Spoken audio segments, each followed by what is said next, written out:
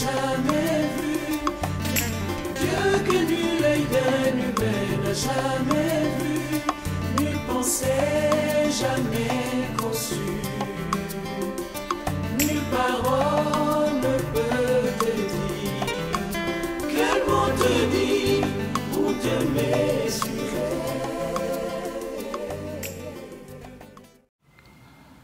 Alléluia, alléluia. Le Seigneur m'a envoyé porter la bonne nouvelle aux pauvres, annoncer aux captifs leur libération. Alléluia. Le Seigneur soit avec vous. Évangile de Jésus-Christ selon Saint Luc. Luc chapitre 1, versets 1 à 4, chapitre 4, versets 14 à 21. Beaucoup ont entrepris de composer un récit des événements qui se sont accomplis parmi nous, d'après ce que nous ont transmis ceux qui, dès le commencement, furent témoins oculaires et serviteurs de la parole.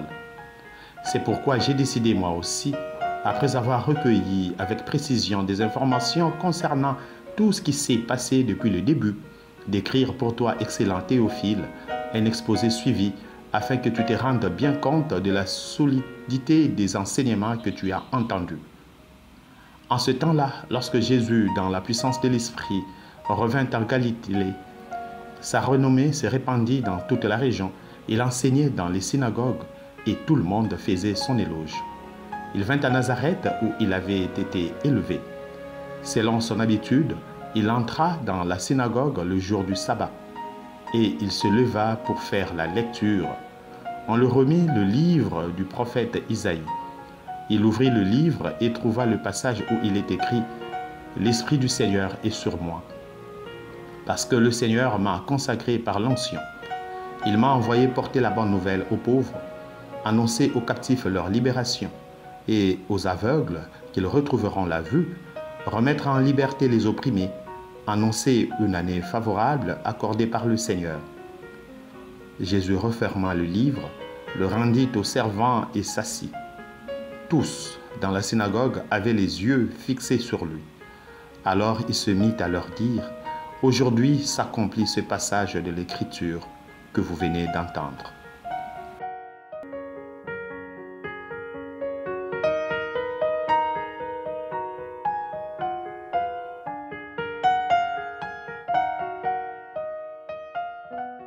Sœurs et frères dans le Seigneur, Shalom.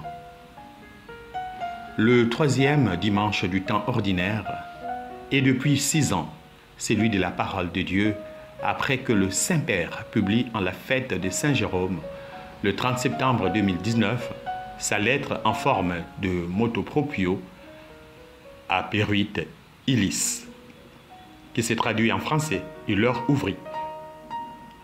En cette année jubilaire, méditée sous l'angle de l'espérance, le pape François nous invite en ce dimanche à réfléchir sur le thème suivant. J'espère en ta parole. Psaume 119, verset 74. Dans l'évangile proposé en ce troisième dimanche, nous sommes placés face à 2 textes de Luc qui nous ouvrent à l'intelligence des Écritures doublement.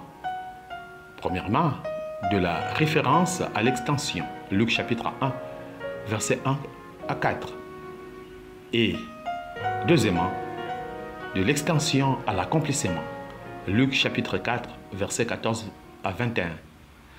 Parlons premièrement de la référence à l'extension. En nous annonçant l'évangile, Luc ne fabrique rien.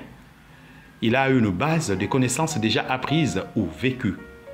En dédiant cet évangile à Théophile, Luc témoigne l'histoire de Jésus pour donner des fondements capables d'aider des chrétiens gréco-romains de son époque d'asseoir leur foi. Il fait référence aux écrits et aux témoignages de ses prédécesseurs. Ceux-ci ne peuvent être d'autres que des témoins oculaires et des serviteurs de la parole. Luc chapitre 1, verset 2, qui sont bien sûr les apôtres. En même temps, Luc n'est pas seulement un spécialiste de collection des faits, il est lui-même témoin de l'accomplissement du salut en confirmant dès le début que beaucoup ont entrepris de composer en récit des événements qui se sont accomplis parmi nous. Luc chapitre 1, verset 1. De là, Luc ressort toute sa motivation pour livrer aussi son témoignage qui est une extension des faits de l'histoire du salut sur la vie de Jésus.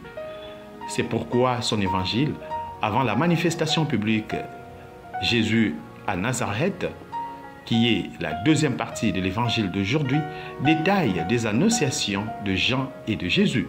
Luc chapitre 1, versets 5 à 38. Nous y lisons aussi la visitation de Marie à Élisabeth. Luc chapitre 1, versets 39 à 56. En Luc chapitre 1, verset 57 à 80 et Luc chapitre 2, verset 1 à 39, nous y voyons les nativités de Jean et de Jésus. En Luc chapitre 2, verset 22 à 52, c'est la présentation et le recouvrement de Jésus au temple. Luc chapitre 3, verset 1 à 20, le message de Jean-Baptiste au désert. Luc chapitre 3, verset 21 à 38 et chapitre 4, verset 1 à 13, le baptême et la tentation de Jésus. Tout ceci sera mis à la disposition de Théophile pour qu'il se rende finalement bien compte de la solidité des enseignements qu'il a déjà entendus. Comme c'est mentionné en Luc chapitre 1, verset 3. Donc Théophile accueille cet évangile comme un rappel qui enrichit avec précision la catéchèse déjà reçue. Car la foi que nous avons pour héritage ne doit pas rester sclérosée et raide comme une sorte de monolithe, mais elle doit être toujours ouverte vers l'espérance. Quand on espère, on reste en mouvement vers ce qui doit s'accomplir. En deuxième lieu, il s'agit de l'extension à l'accomplissement. Saint Luc nous invite dans la synagogue de Nazareth pour écouter la lecture du prophète Isaïe que relie Jésus et son interprétation. Confère Isaïe chapitre 61 verset 1 à 2 et chapitre 58 verset 6. Comme il nous est usuel de nous retrouver à la messe ou dans une assemblée de prière. Avant de continuer sur ces passages d'Isaïe, nous ne pouvons pas oublier un événement décisif qui a ouvert à la lecture publique de la parole de Dieu. C'est ce que nous décrit la première lecture de ce jour, confère Néhémie, chapitre 8. Alors que le peuple ne se contentait que des messages des prophètes et des interprétations de certaines autorités religieuses depuis les siècles, car les livres sacrés étaient conservés dans le temple, à l'époque du gouverneur Néhémie et le prêtre Esdras, sous une crise où Israël manquait de prophètes, le prêtre Esdras a organisé cette première lecture publique de la parole de Dieu qui a provoqué un bouleversement dans le peuple. Mais ce jour-là, Esdras a invité le peuple à la fête qu'à la tristesse. Oui, c'est vrai, la parole de Dieu apporte réellement la paix et le bonheur. C'est depuis lors que la lecture des textes sacrés suivis des interprétations se faisait non seulement au temple, mais dans toutes les synagogues des villages. Revenons au passage d'Isaïe que Jésus vient de lire.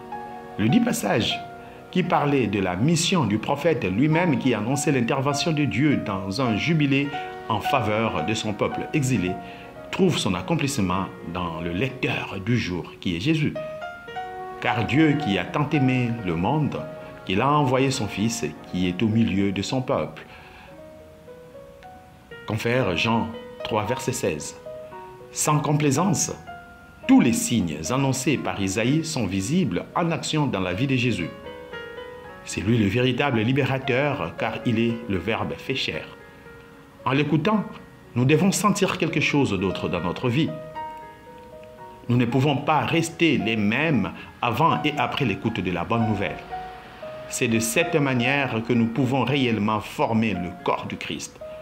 Avec la parole de Dieu qui nous réunit, nous serons capables de reconnaître l'importance de chaque membre qui forme l'Église.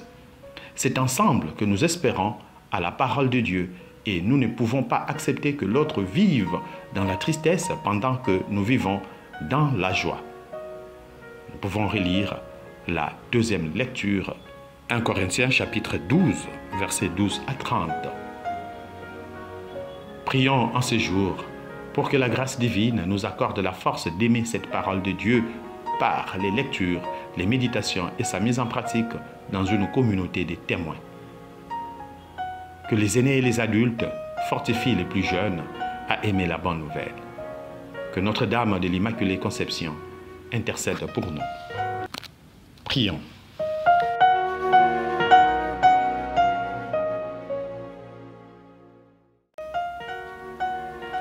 Dieu éternel et tout-puissant, dirige notre vie selon ton amour, afin qu'au nom de ton Fils bien-aimé, nous portions des fruits en abondance.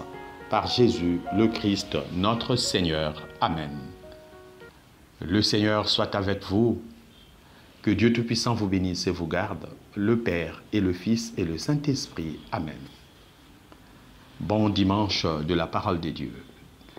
De la part de Monsieur l'abbé Jean-Marie Condé, depuis l'archidiocèse de Bangui.